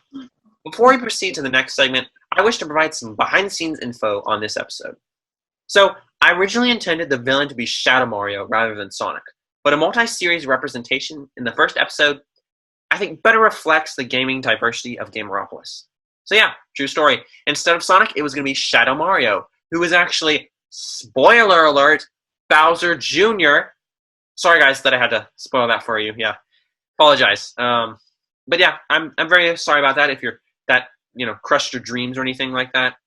But yeah, okay. Well, now it's time for a familiar section. It's time for the comic craze.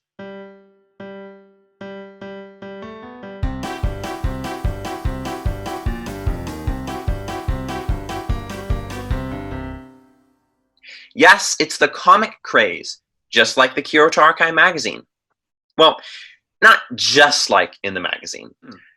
This comic craze is quite different from the comic craze in the magazine, in which we display sprite comics. Rather, this is a comical craze. So, does anyone have any humor or jokes they'd like to share? So yeah, just give me your jokes. Dr. Normal. All right, so I heard this one the other day and had to write it down because I made my brothers laugh so hard. What do you call a duck with two legs? I do not know. What do you call a duck? You just call it a duck. A duck? You just call it a duck. A duck. That duck better not be on the back of a laughing laughing dog that gets annoying, right? A duck with two legs is that one of those jokes where it just comes in completely unexpected. All right, so I have one. It's a bad one. It's once we all recover from laughing from that one. This is a bad one. A very bad one. Okay, so what did the janitor yell when he jumped out of the closet? What? Anyone know? He yelled, "Supplies!" Uh, Yeah, he yelled supplies. Sorry, yeah. That one's a joke my dad tells all the time, so it's an official dad joke. So there you go. You Supplies. have my applause. Yes, thank you. Thank you for your applause. I've got All a right, true anyone- dad joke. Yeah. Anyone else have some bad dad jokes or anything like that? Yes, I got a dad joke here. It's very much a dad joke. Why do fathers take an extra pair of socks when they go golfing? Hmm. In case they get a Because they hole in knock the one. socks off the other players. Oh, a hole in one in case they get a hole in one. Yeah, so it's a dad joke. It's one that involves dads. That's very Yeah, very, double very whammy. literal. But yeah, hole in one. Very good. All right. Come on. Jetstream, Fluffy, Drago. We need some jokes. Give us some jokes. No, nothing. Drago, Fluffy, anything? All right. Well, I guess those are some pretty good jokes. Yeah, some good jokes, some bad jokes, some dad jokes, and all that stuff. So, yeah. Okay, so there's such a thing as too many jokes, and perhaps we have almost reached that limit, especially with those dad jokes. So before we tell so many jokes that the space-time continuum collapses, let's move on to our next section. It's time for Tips and Tricks Town.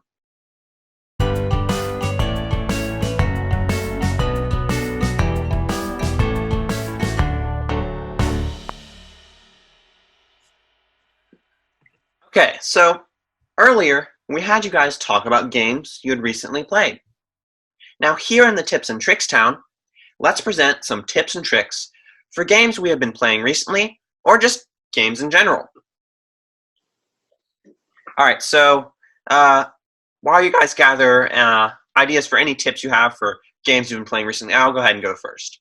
So yeah, like I said earlier, I beat Breath of the Wild recently, but before I annihilated the calamity that is Ganon, I was navigating the Great Hyrule Forest to obtain the Master Sword. So yeah, to navigate this treacherous wood, you'll need to pay close attention to the way the wind is blowing the fire.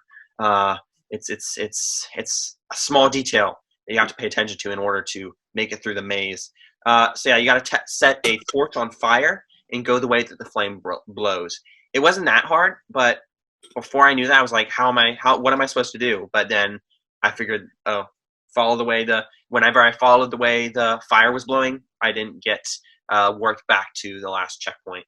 So yeah, and also, if you're carrying the fire and you go the wrong way and the world starts to become all white and foggy, run backwards as fast as you can so that you don't get worked back backwards. So yeah, and also don't navigate the forest unless you have 13 hearts, because you're going to need 13 hearts at least to pull the Master Sword from the pedestal of time. I had exactly 13 hearts, so I had like a fraction of a heart left when I pulled it out.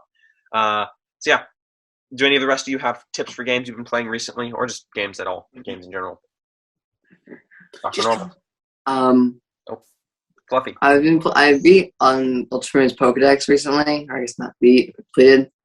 And I had a cousin as well as my brother's copy of Ultra Sun, so it wasn't that difficult. But I definitely do recommend using the GPS and now GTS Global Trading System to get a lot of the version exclusives, because that helps out quite a bit.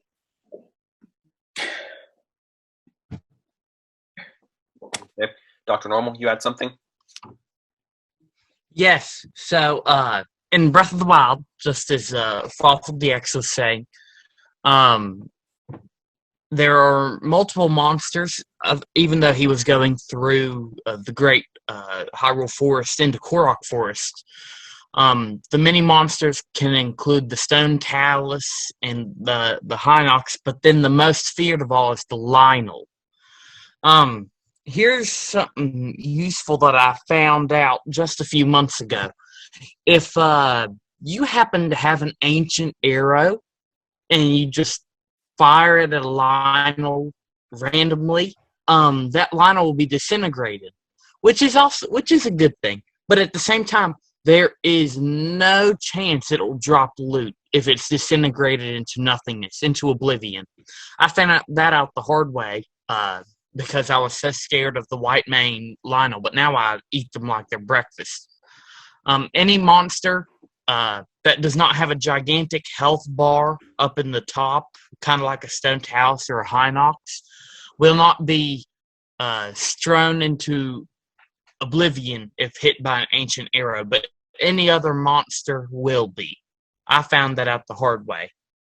And my Savage Lionel bow shoots 5 ancient arrows at a time. So here's a little funny thing. I had the Bokoblin mask, and I lined up 5 Bokoblins, came at a distance, and disintegrated all 5 of them at once. Yeah, good advice. If you want some loot, you want some good drops, don't use the ancient arrows. Drago, do you have any tips? Nothing. How about you, Jetstream? Any tips for world domination? Well, Civ 6 is a fairly straightforward game. I don't think there are many tips you can give in that. The only thing I would recommend is just right off the bat, go for a religious domination victory. Because as you destroy other civilizations and conquer their cities, it spreads your religion faster. And when you spread your religion to a certain city, it increases the religious pressure in that area. And it does it exponentially for each city you conquer. So if you conquer 4 cities in 4 turns, the religious pressure in that area is incredibly high. And you're likely to convert a whole bunch of cities around you. And so you can win the game fairly easily by just conquering like the last of like 1 of 3 of the last civilizations, and then just religion bombing the rest of them. But for Clash of Clans, I think my tip is it's fairly counterintuitive, but because most of Clash of Clans is building your base and building your army.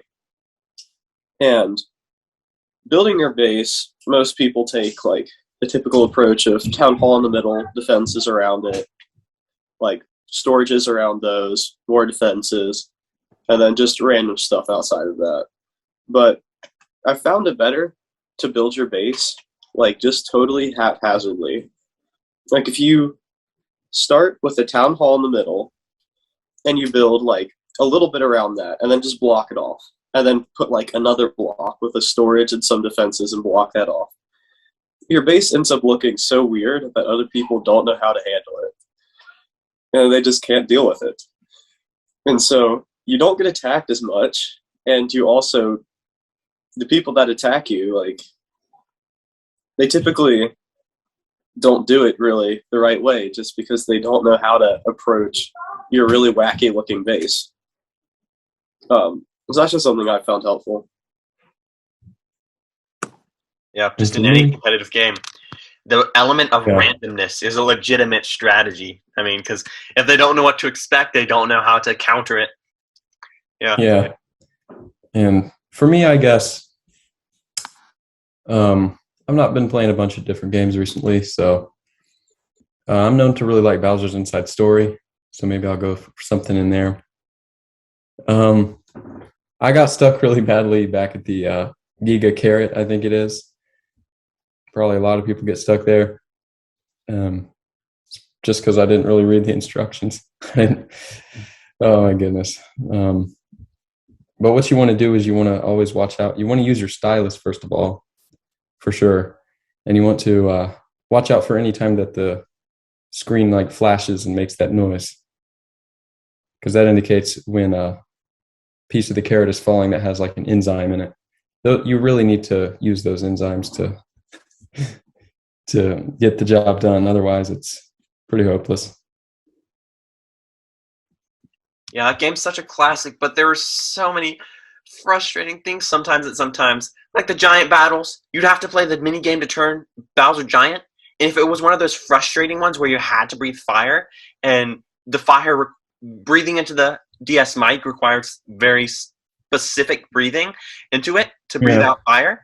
And if you failed that, you'd have to play the whole mini game again and then do the giant battle again. But yeah, it was a classic game. But sometimes it was one of the few games that I almost rage quitted on. But yeah. All right. So yeah, those are some great tips, everyone. Randomness and all that, and giant enemies and no ancient arrows. Good tips, everyone. Well, it's time for us to move on to our last few segments. Next is Magazine Madness.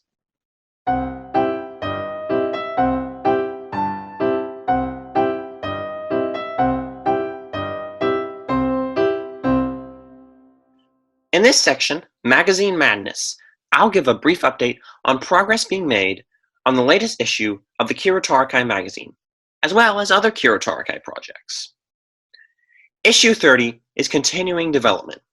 This issue will feature a celebration of the 40th anniversary of the arcade classic Donkey Kong, as well as the conclusion of the final Super KT Bros arc, The Time War.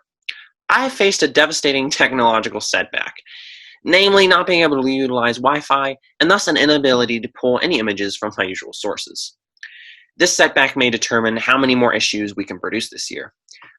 However, I hope to resolve this issue soon, this issue with the issue, of course, and I thank you very much for your patience. DJ Dwanner has briefly put work on The Greatest Hits of Gaming Volume 1 on hold to compose and perform the catchy little segment jingles you have been hearing throughout this episode. In addition, his masterpiece, My Socks, which features that cool guy, Mr. Nate Dogg, in a wonderful music video about the awesomeness of socks, was released recently, so be sure to check that out. And by the way, they're my socks! I am happy to announce that work on our handy-dandy Google site, the Kiro Tarakai homepage, is almost complete. From the Kiro Tarakai homepage, you will be able to access the newest and the oldest Kiro Tarakai content, as well as author bios and more. I am also happy to announce that the Kiro Tarakai homepage will most likely be released alongside issue 30 of Kiro Tarakai. I hope you all look forward to this fantastic new feature. Also, the very first episode of the Kiro Tarakai GameCast is being recorded right at this instant. Yes, it is. Wait a second. Oh, yeah. But by the time you're listening to it right now, it's already been released, and yeah, you're listening to it. Unless... Are you listening to me record this? Hello? Anyone there? Anyone? Okay. Well, that's all for upcoming Kiro Tarakai projects in development. I could do this GameCast all day, but it's now time for the final major segment, Q&A. By the way, that's a catchy little rhyme. I say it all the time. But, on to Q&A.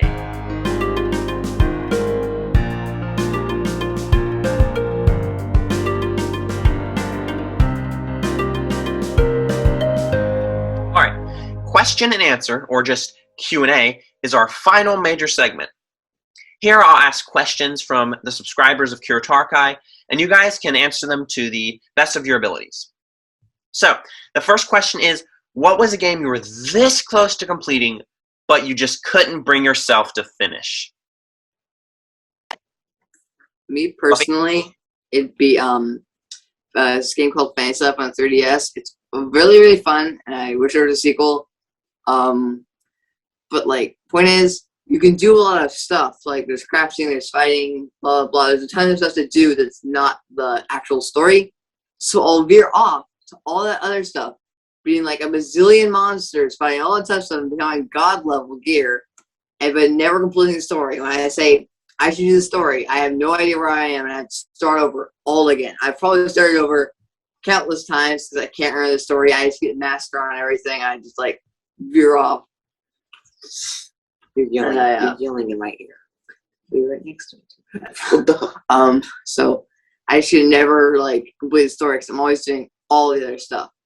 It's possible my younger sister did it, but like I just never been able to not Commit to it. yeah, commit to it. I've been like doing all this stuff. I've never done it. So yeah, Yeah, Wait. games with a I have ton one. of content. I recommend Fantasy Life. I couldn't beat. No, you go. Go No, ahead. you go. We just went. You go. Okay. Have any of you ever played any of the Kingdom games before? I mean, they're kind of obscure, but I like them. And Kingdom 2 Crown was probably my favorite of all of them, just because you can play it 2-player. But oh man, that game was hard, and I just couldn't bring myself to conquer the final world. I just couldn't do it because you have like these different islands that you can build a base on, and then get your villagers, fortify the base, you move on to the next island. But you get stuff from certain islands that you have to go back and use on earlier islands. And so you're always going back and forth to these islands to get like one certain item or one certain relic. And then you have to rebuild your whole base again. And the final island was it took so much preparation to beat, I just couldn't do it. I could beat Phantom Hourglass. The Legend of Zelda Phantom I'm saying Hourglass, because my tiny baby hands could not draw the shape fast enough to do the boss. The final boss requires you to draw a hourglass shape, and I couldn't. You have to do it really fast, and I couldn't do it.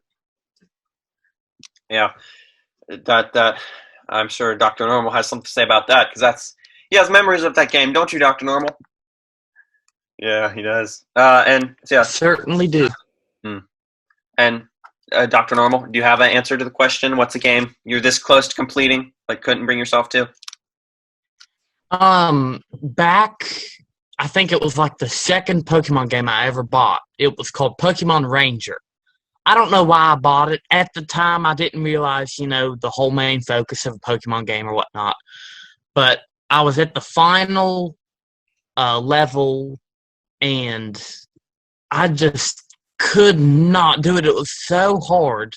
You had to draw and move on the bottom of a regular DS screen. You had to draw and weave away from attacks, which is completely off the Pokemon franchise meaning. But regardless, I couldn't do it, and it was it was the final boss. I would have completed the whole game, but I tried well over 50 times to do it, and I just couldn't do it day and night. Yeah, and I'm sure you couldn't bring yourself back to going to that game, especially as you don't like Pokemon spin-offs as much, right? Yeah. Yeah. Do you have an answer, DJ Dwener? The thing is, I don't really recall a time like that. I guess there were times where maybe I did that, but none of those times really come to mind. I'd say that I have done things in video games that were really hard to do. I've applied myself to that before. Would have quit if I didn't, put in the efforts, I guess, but I did a bunch of times. Okay, and I'll answer the question as well. So actually, I'm an overachiever, so I have two answers. The first is Mario and Luigi Paper Jam. So okay, I did complete it. I did beat the final boss, but I would typically go farther than beating a final boss in a Mario and Luigi game. I'm a completionist, so just beating the final boss usually isn't enough for me, unless, of course, even if it has more content after the final boss, I'm all for that. But yeah, I didn't go as far as I am currently going with Superstar Saga, where I'm trying to reach level 99. But I did a decent leveling up in all the games except for Paper Jam, and I also would go after the X bosses and everything before returning the game to DJ Dwener, whom I borrowed all the games from. And yeah, I'll say it again. I've said it again. I'll say it before. Thanks for that, DJ Dwener. Yeah, you're welcome. Childhood memories with those great classic Mario RPGs. But yeah, I didn't go as far as I did in previous games with Paper Jam. There were many reasons for this, but the main one was that, honestly, Dream Team and Paper Jam were a bit stale, and they had their flaws. I mean, nothing compares to Bowser's Inside Story. After Bowser's Inside Story, our hopes were kind of let down. We're like, is the series going to get even better? How's that even possible? But it didn't. It got a bit worse, but it was still good. It was still good fun. I think it was an excellent choice to return to the original, the earlier games in the remakes that they did, and I was excited to see which direction the series would go after that. But then Alpha Dream went bankrupt. So all our hopes and dreams and Alpha Dream itself are crushed forever. So yeah, and sorry to talk even longer, but yeah, I have a second answer, and it's another 3DS/DS game. It's Yoshi's Island DS. Again, for me, finishing a game is getting at least 90%, and at most 101% or 200% depending on the game. If there's content after the final boss, I'm all for it. I will definitely play it. But with Yoshi's Island DS, I beat big old Bowser, and that was it. I was done. I didn't even try any of the bonus levels, and there was reasons for that. I sped through the game pretty quickly for someone who usually likes to take games pretty slow and enjoy them. Take them fairly slow and fully enjoy them. I was taking it fast because I had to write a review of Yoshi's Island DS for Kiro Tarakai's Yoshi's Island series review in issue 25. So I took it pretty fast, faster than I'm used to. And it was also the same time that I started playing Animal Crossing New Horizons. So it's like, I'd much rather be playing Animal Crossing than playing Yoshi's Island, but I've gotta play it so I can beat it and write the review for Kiro Tarakai. So yeah, that was a long answer, but that's my answer to the question.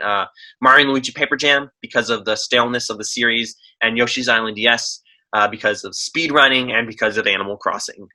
So that's my answer. All right, so yeah, all of us have done a good job and we have good answers to that question. So the next question is, what game do you deeply like, which you know is bad or just not as good as other games? Any answers for that? So yeah, I'll go ahead and answer. Give you guys time to collect your thoughts. But yes, Super Paper Mario. That's my answer. Super Paper Mario. It's not a bad game. Super Paper Mario for the Wii. It falls in the latter category of the question. It's not as good as other games. This previous Paper Mario games, in particular. I played the original Paper Mario, and I've realized it has many elements that make it far superior to Super Paper Mario. And I'm sure the Thousand-Year Door soars above them all. Absolutely blows any other Paper Mario game straight out of the ballpark. But I just love Super Paper Mario. I grew up playing it, and it's a wonderful mix of classic 2D Mario platforming and RPG elements, some RPG elements thrown in, making it's a nice mixture of all that, all the stuff I love about Mario, the RPGs and the platforming and the puzzles. It had a nice amount of content, interesting gameplay, and an incredible story. Probably the best story of any Paper Mario game. It was just one of my favorite games as a kid, and even if it's not as good as the first two games, sometimes I can't bring myself to say it that Paper Mario is better than Super Paper Mario, because I mean it's Super Paper Mario, it's above Paper Mario, shouldn't it be? Yeah, it's a great game, but it's not as good as the other ones, and it tears me to say that about my childhood. So, what is everybody else's answer? I like Five Nights at Freddy's a lot. I know it's not that great of a game, but I do really enjoy it. And like the regularity with which I play it is probably disappointing, but it's just like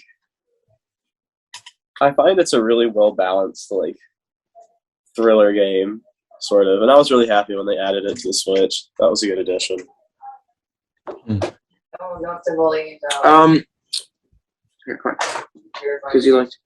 I actually really like Metroid Prime Federation Force. Like, I think people's big issue with it is that it wasn't like based off Samus and that kind of Metroid game for it, but I really enjoyed the multiplayer and the little soccer mini game. I found it fun. Metroid. I mean, like the thing with Federation Force was that there was a bit of purism, and people were like, "No, I want a Metroid game." But it's fine to have spin-offs, even if they have some flaws and stuff. I think people just aren't used to Metroid spin-offs. I mean, like we had Metroid Prime Pinball. That's all I can think of spin-off wise. It's mainly with Metroid. It's just the main series games. Yeah. Does anyone else have a game? Oh, go ahead. I was just gonna say we don't have enough Metroid, period. But Yeah. So does anyone else have a game that they deeply love or just somewhat like, despite knowing it's not as good as other games? For me, I might say New Super Mario Bros. For the DS. It actually is a really good game. Pretty outdated at this point though. Lacks the features of newer Mario platformers. Graphics are quite bad by modern standards, today's standards, and but I still really like the game. That's sort of the game that I grew up with, I would say. That's probably the earliest game I remember playing. It's a classic. It certainly hasn't aged well. It's not exactly New Super Mario Brothers anymore. It's kind of like less old Super Mario Brothers, but it's a classic, and the series that it built, and it was the foundation for the New Super Mario Brothers series. So it's a classic, But like you said, kind of looks outdated. But hey, it's still fun.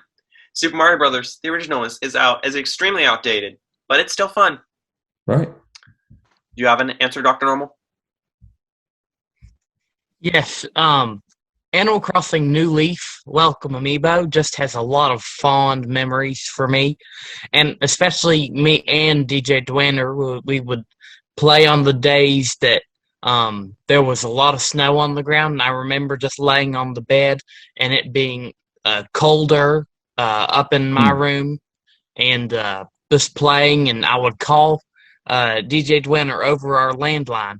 And we would play, and I remember fondly one day, he had a bad tripping day, and he tripped and tripped and tripped, and he kept asking me why he kept on tripping, and I had to explain to him the whole process of luck and falling. But I can also look at the game and then realize that it's not going to be as good as Animal Crossing New Horizons with that vast update and graphical change. Yeah, but surprisingly, some people actually say it's to the contrary. Some people like New Leaf a lot better than New Horizons, which, like I said earlier, New Horizons does lack quite a bit, but it introduces a lot that makes it a worthwhile game. And what it lacks can be reintroduced through internet updates. Unlike they've canceled all 3DS games and not many updates will occur. So that's why I would like to think that they're going to add some of the New Leaf stuff into New Horizons. At least that's what my hopes are. Yeah. Like I said, New Horizons it certainly lacks stuff, but it has some amazing stuff, like all the customization and all the new features are pretty great. So yeah, well, it's finally time to return to the time known as trivia time.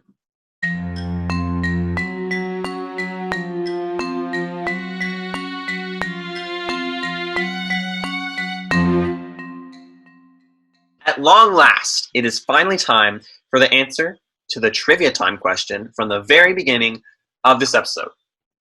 The question was, of course, what does the F in F-Zero stand for? And the answer is, drum roll please. Good. No, you guys can't hear you guys, but they're doing drum rolls. Believe them, they're doing drum rolls. The answer is formula. So F-Zero is Formula Zero, just like Formula 1, Formula 2. So, yeah, formula. That's what the F in F-Zero stands for. Now, bonus points for whoever can tell me what was the most recent F-Zero game for home consoles. Does anyone know the answer to that? Wasn't it like F-Zero GX? Ding, ding, ding. Yep, the answer is F-Zero GX for the GameCube, which was released 18 years ago. So yeah, it's been 18 years since a home console F-Zero game. Nintendo, you only need 2 more years. Oh, a really neglected series, isn't it, guys? Yeah, 18 years, quite a long time. Yeah, we could devote an entire episode, to the lack of F-Zero games in recent console generations. It's neglecting series. But that's enough for F-Zero for now, I think, because it's time to say goodbye. Yep. We are finally to the end of the first episode of the Kiro Tarakai GameCast. It's really been great having you all on, just talking about video games. So thank you so much for coming. Yeah. Any last words? Don't use an ancient arrow up against the Lionel if you want loot. Okay. Thanks for that reminder. All right. Yep. Any other last words? I highly recommend both Tuckamuck and Final Fantasy. They're great games and play them. You said Final Fantasy. Did I say Final Fantasy? You said Final Fantasy Life. Correction. Oh. I've never played that never played Final Fantasy. Fantasy Life. All right. Great last words. So again, thank you guys so much for joining me on the Kiro Tarakai GameCast. It's been a very great first episode. So yeah, goodbye, guys. Thanks again for coming. Bye.